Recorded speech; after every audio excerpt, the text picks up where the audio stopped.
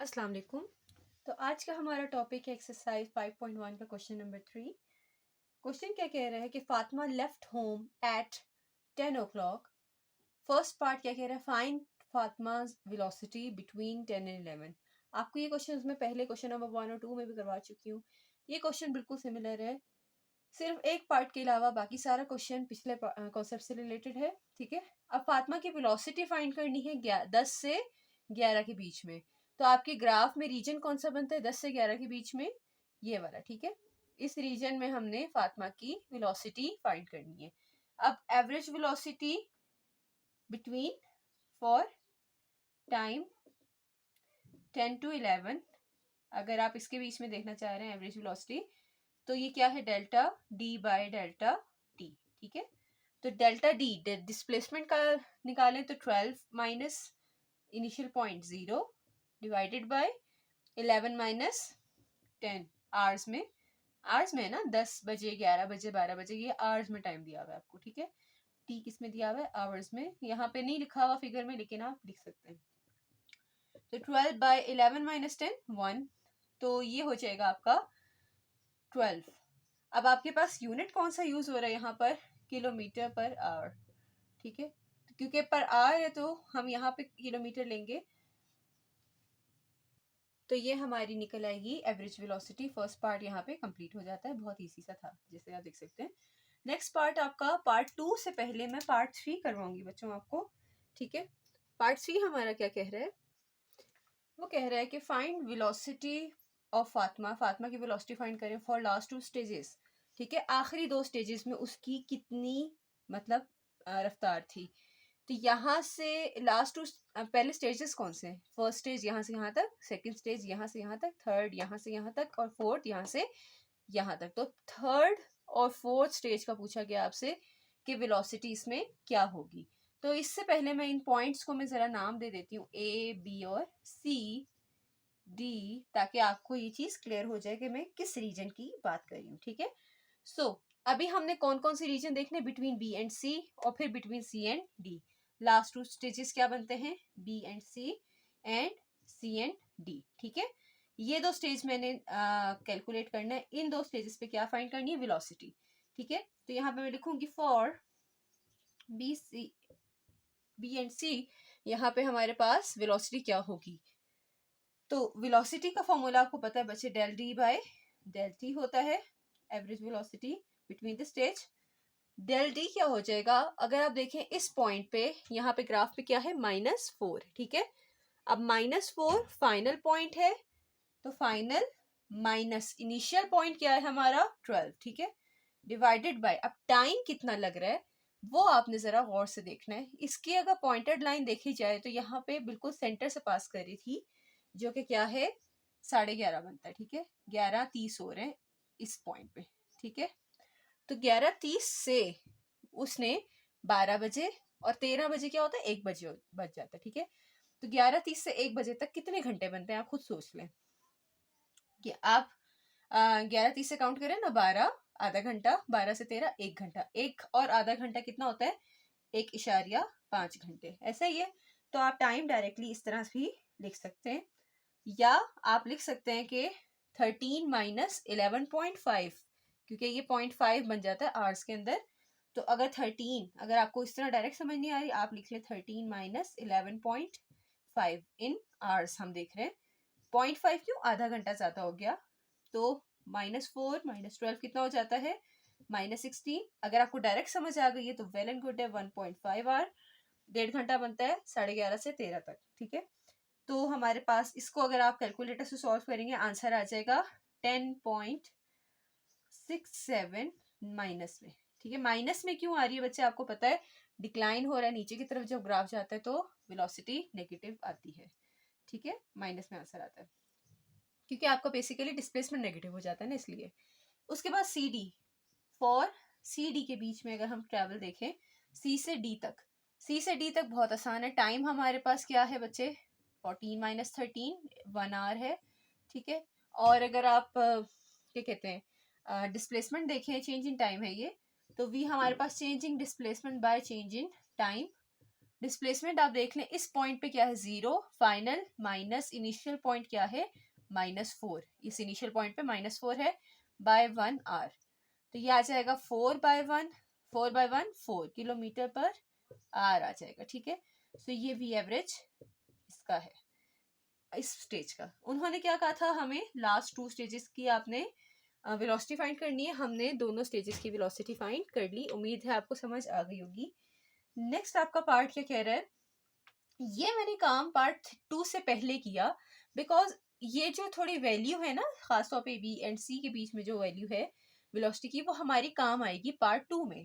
Part 2 के लिए मुझे ये चीज़ निकालनी ही थी, तो मैंने कहा क्यों ना पार्ट 3 पहले हम कर लें, ये वैल्यू जो है यहाँ पे इस्तेमाल हो जाएगी, ठीक है। ये इंपॉर्टेंट है बच्चे क्वेश्चन, ठीक है, ये अगर एग्जाम पॉइंट ऑफ व्यू से पूछा जाए तो ये बाकी क्वेश्चन से थोड़ा सा मुख्तलिफ होगा पार्ट 2 की वजह से, और ये इंपॉर्टेंट में कंसिडर किया जाता है, तो इसको जरा ध्यान से समझिएगा। एवरेज स्पीड की बात की जाए तो वी जो स्पीड है, एवरेज स्पीड, वो क्या होती है, टोटल एंटायर जर्नी की बात कर रहे हैं तो total distance by total time होता है, ठीक है। अब टोटल टाइम उसको कितना लगा वो आप ग्राफ से ही देख लें बच्चे डायरेक्ट। 10 से 14 मतलब 2 बजे तक, 10 से 2 बजे तक कितने घंटे होते हैं, 11, 12, 1, 2, यही है ना, 4 घंटे होते हैं। तो टोटल टाइम मैं डायरेक्ट ग्राफ से देख के भी लिख सकती हूँ कि मेरे कितना बनता है 4 आवर्स, ठीक है। उसके बाद आप देखिए टोटल डिस्टेंस कितना है, टोटल डिस्टेंस यहाँ से यहाँ तक देखें तो 0 से 12, 12 माइनस 0 कितना होता है 12। आप इधर से भी देख सकते हैं, यहाँ पे फर्स्ट डिस्टेंस हमने निकाला था, यहाँ से यहाँ तक डिस्टेंस कितना था 12। उसके बाद ये स्ट्रेट लाइन आ रही है, जब ये स्ट्रेट लाइन आती है तो आपका डिस्प्लेसमेंट क्या होता है 0, डिस्टेंस भी 0 होता है, ठीक है, क्योंकि उसने रेस्ट किया यहाँ पे रेस्ट किया, इस वजह से ये लाइन आ रही है, उसने कोई डिस्टेंस कवर ही नहीं किया। उसके बाद ये वापस आई यहाँ से यहाँ तक, तो 12 माइनस माइनस 4 हमारे पास बेसिकली ये यहाँ पे आया था 16, ठीक है, माइनस का 16 आया था क्योंकि डिस्प्लेसमेंट था, नेगेटिव आ रहा था, डिस्टेंस की बात करेंगे तो प्लस का 16, ठीक है। तो आप -4 -12 कर रहे थे ना, तो -16 आया था डिस्प्लेसमेंट में, बट हमने डिस्टेंस में निकालना है तो +16 कहेंगे इसको, ठीक है। उसके बाद लास्ट हमारे पास है यहाँ सी से डी तक, सी से डी तक आप देख सकते हैं यहाँ डिस्प्लेसमेंट की वैल्यू क्या है 4, तो प्लस का 4, आप इन सबको प्लस कर दें, 16 + 4 20, 20 + 12 32/4 आ जाता है, ठीक है। अब 32/4 आपके पास 32/4, ठीक है। सो ये हमारे पास वैल्यू आ जाती है 8 किलोमीटर पर आवर। उम्मीद है आपको ये नजर आ रहा होगा बच्चों। सो ये हमारी एवरेज स्पीड है, ठीक है। नेक्स्ट आपके पास जो लास्ट पार्ट है, पार्ट 2 हम करने लगे हैं। उन्होंने कहा एस्टिमेट करें time that Fatima past her home. इस वक्त ये घर है, ठीक है, ये होम है इसका, ये घर है, यहाँ से वहां गई, वहां से यहाँ तक गई, रेस्ट किया, रेस्ट करने के बाद वापस आई।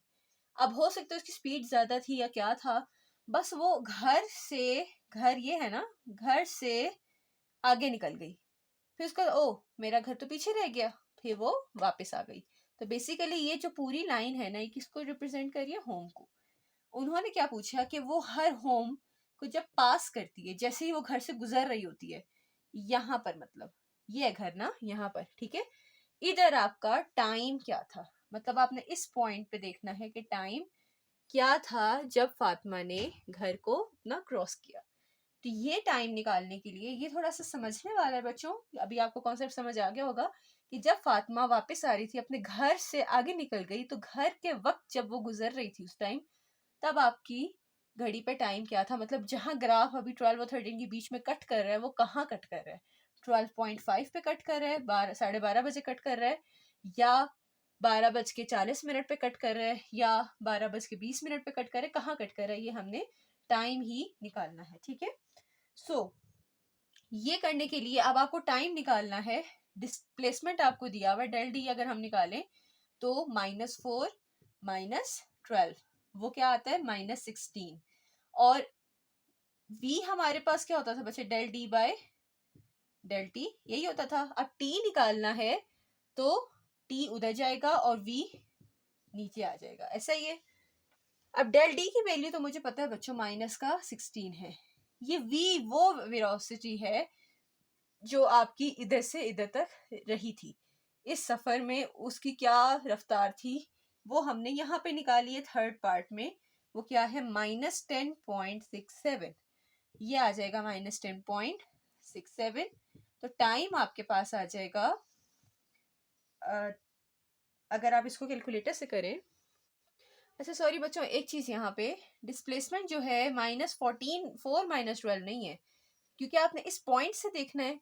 इस पॉइंट से डिस्प्लेसमेंट आपकी 0 -12 है, ठीक है। तो ये 0 -12 है, जो कि -12 बनती है।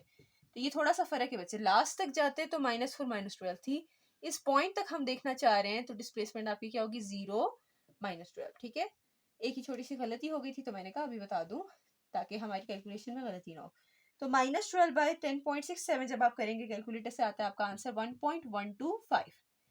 What is this time, this are कह रहे हैं 1.125 घंटे उसको लगे वापस आते हुए, यहाँ पे अपने घर को पास करते हुए, ये टाइम था। अब ये टाइम हमारे लिए आंसर के लिए एनफ नहीं है, हमने ये देखना है 12 बज के कौन से मिनट हो रहे थे जब वो यहाँ से गुजरी।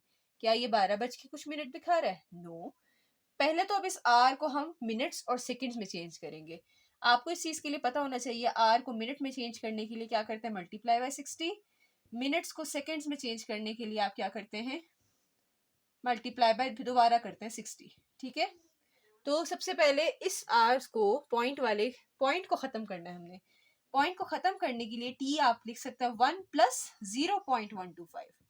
0.125 मतलब पॉइंट वाला सेक्शन मैंने अलग कर दिया और 1 को अलग कर दिया। 1 तो आर है, ये भी आर ही है अभी, लेकिन इसको मिनट्स में चेंज करना है। मिनट्स में चेंज करने के लिए मैं इसको मल्टीप्लाई बाय 60 कर दूंगी, तो अब ये क्या हो गए, मिनट्स हो गए, ठीक है।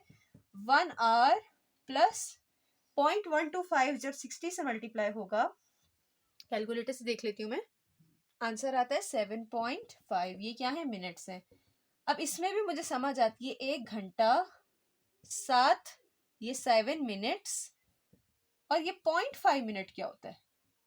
इसमें भी हम डेसिमल पार्ट अलग कर रहे हैं, 0.5 अलग और 7 को अलग, ठीक है।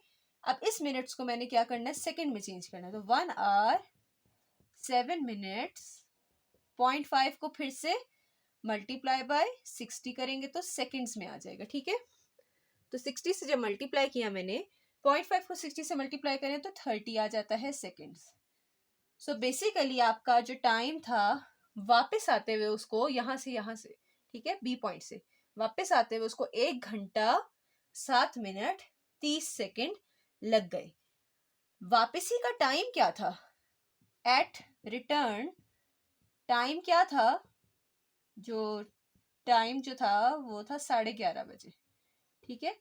11:30 बज रहे थे जब उसने वापसी का सफर तय किया था। हमने निकालना है वो टाइम जब वो घर से क्रॉस कर रही थी, ठीक है, पास कर रही थी।